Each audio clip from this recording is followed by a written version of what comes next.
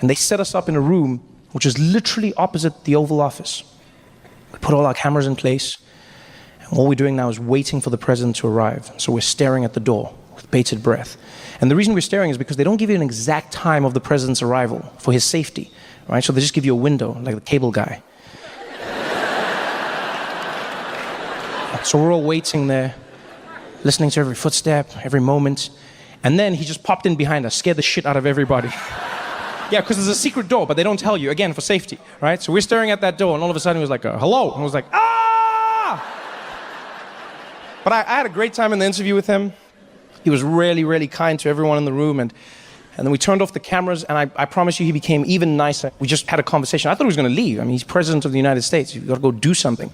And he just chilled for a bit, you know, and we spoke as human beings, and it went really well until he turned to me and he said, Trevor, you know, I got a show that I'm doing in a few weeks, a little thing that I thought maybe you'd want to pop by and perform, if you don't mind. I said, Mr. President, I would be honored. You just let me know when and where. What's the show going to be for, sir? He said, oh, well, Trevor, I'm doing a little thing for my AIDS, and I thought maybe you'd want to be there. I said, I would love to. Thank you. I'm sorry, a show for what? He said, for my AIDS, Trevor. I said, you have AIDS?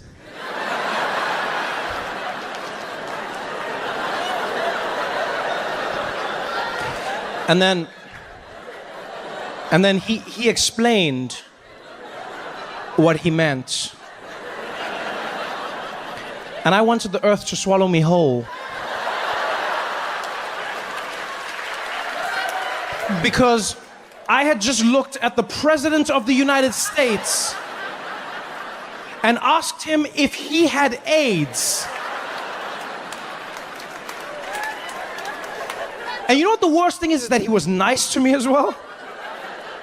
Because I said that, and then he explained, and then I was like, oh, I'm so sorry, Mr. President, I didn't mean that. I don't even know why I thought it's just like you said AIDS, and like the AIDS. You know, because here's the thing, in my defense, right, I get it now. He means AIDS as in the White House aides, the people who help the president. I get it now, but in my defense, where I'm from, AIDS is some other shit that doesn't help anybody. No one in Africa is walking around like, let me introduce you to my AIDS, huh?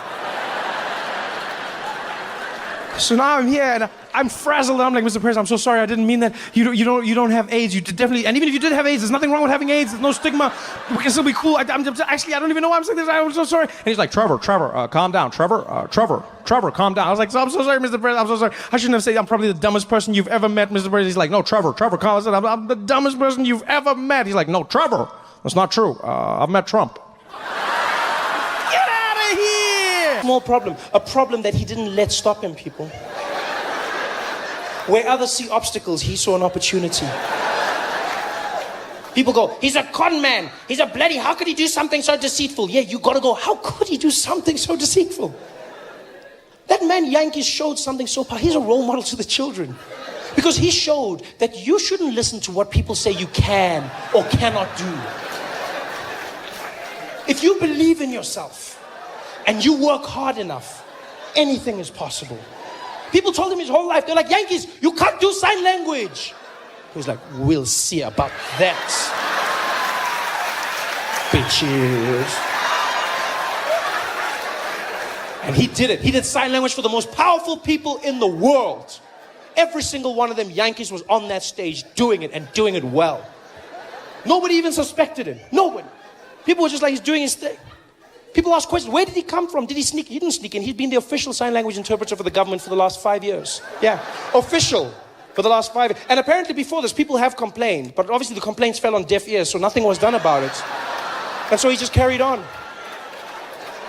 And now he was here, the biggest event of his life, signing for the world. Signing, just making it up in the zone. Nobody suspected. I suspected though. I did. I did. Let me tell you why. No. Let me tell you why. Not because I know sign language, but because I know my president.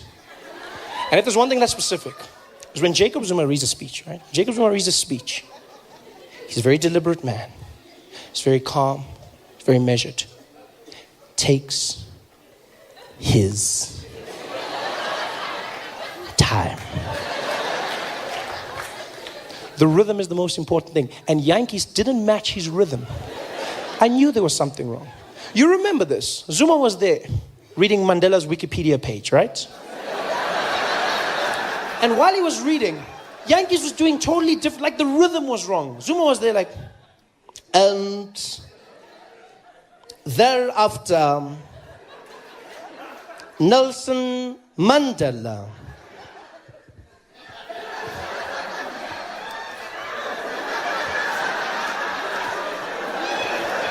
went to Robben Island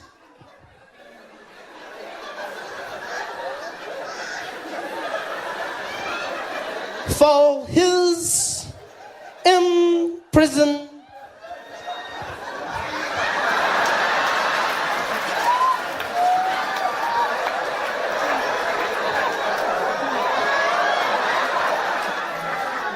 Term and to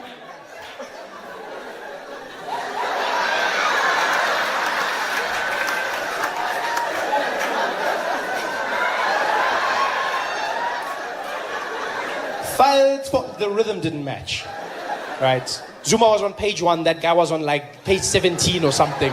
It didn't match up at all. It's almost like Zuma was translating sign language for us. That's how slow it looked. Sorry, I haven't practiced, guys. It didn't match up. None of it. But Yankees did it. He stayed there in the face of adversity and he fought.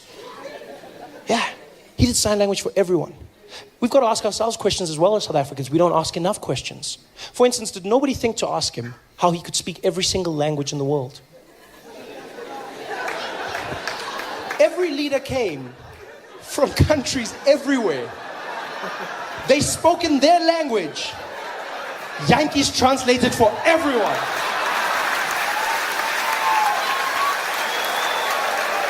Did nobody stop to ask? Even for a second. The president of Brazil is standing up there. Nelson Mandela está no pai. Nós de você, de casa, do gosto muito, pelo que estava pesado. Nós do Yankees was there.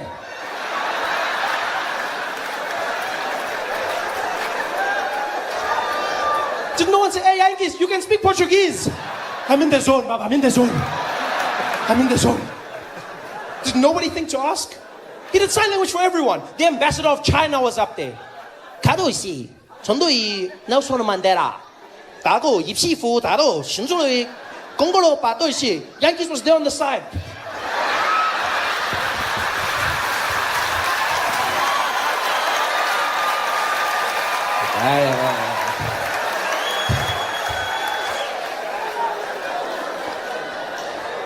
He just made it up. He made everything up. And he did a great job at it. He did a great job. But then, like a true South African, he just... Not Yankees. If I was Yankees, that's where I would have called it quits. I say, hey Yankees, next one. Who is it? Barack Obama. The whole world is watching this one. I know, sorry guys, sorry. Sorry, hey, my fingers are cramping. I've lost my voice, sorry. Oh no, not Yankees. They're like, Barack, he's like, I'm there. And he was. Doing sign language for Barack Obama. And they found out that while he was doing the sign language, he kept on using the same signs over and over again, right? The few real signs that he actually knew. And apparently all he knew was four things that he kept on doing repeatedly. And those things, they asked afterwards, real sign language interpreters, they found that he was doing this, right? Which means greetings, yeah? Greetings, he kept on doing that. Another one he loved doing was circle, yeah? Yeah, circle. One of his favorites was smoking, yeah? And every now and again he'd go, that's all he did, over and over again. Can you imagine that? Nelson Mandela's memorial, Barack Obama pouring his heart out. There he is, Barack Hussein Obama. And Yankees.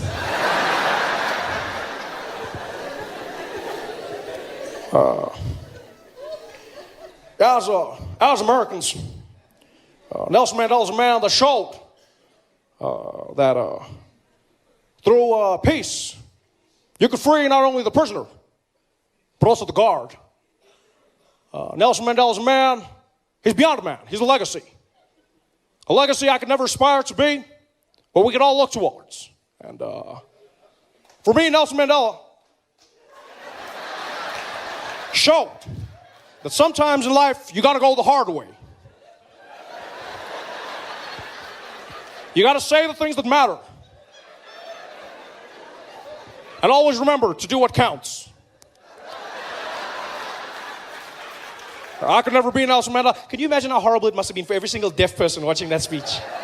Imagine what it must have been like as a deaf person watching that at home, sitting there. That must have been the craziest thing they've ever seen in their lives. Deaf people just watching going, hello? Hello?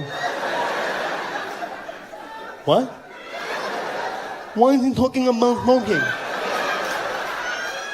Why is he talking about smoking? Talk about Nelson Mandela. I'm talking about, talk about Nelson Mandela. What's wrong? Why is he talking about, what? Hello? Why did he? This is the worst speech ever. There's something wrong with this guy. Barack has a smoking problem. What the hell? Talk about Mandela. This guy, what's wrong with him? This is the worst speech. I can't listen anymore. This is horrible. This is horrible. Tell me when it's finished. I can't do this, man.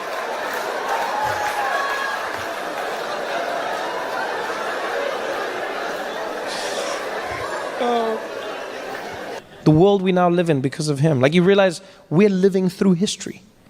You know, this will never happen in our lifetimes again. We're living through a time when we're all learning about the presidency at the same time as the president. That's never happened. How wild is that concept?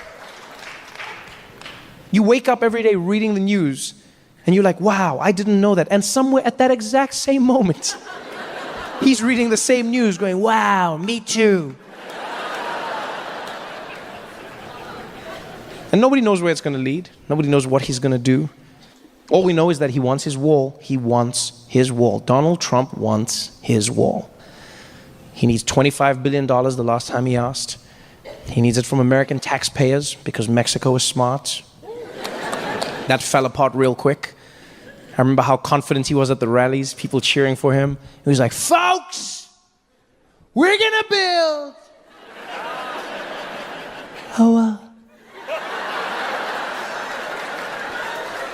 We're gonna build a wall, folks. Who's gonna pay? Mexico.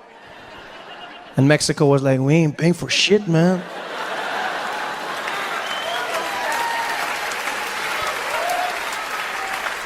We might build it, but we're not gonna pay for it, man. And I don't know if you've been following The Journey of the Wall, but it's probably the best comedy on TV, right? Because now they've started building prototypes of the wall at the border, right? Because Donald Trump said he wants them to test the wall first. I don't know how you do that. And I was just like, try again. And because this is the prototypes, Donald Trump now has specifications for the wall. He now says he wants the wall to be made out of concrete, but he also needs the wall to be see-through, right? And the reason the president wants the wall to be see-through is because he said he's afraid that drug dealers from Mexico are going to shoot bags of drugs over the wall and it's going to hit Americans on the head as they walk by. So he needs the wall to be see-through so that Americans can see the drugs coming and catch it. Now, I'm not gonna lie, I don't know what a see-through wall is, but at this point, I'm just worried that a contractor is gonna come along and trick the president. He's gonna take him to the border and be like, there it is, Mr. Trump, your invisible wall.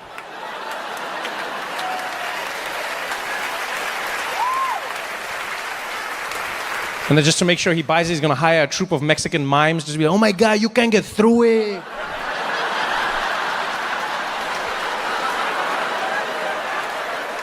It works.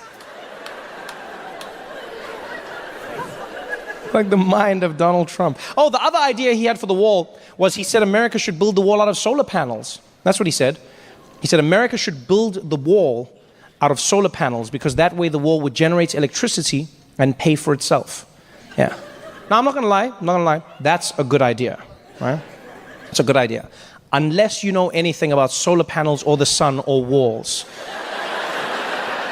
Because the problem with that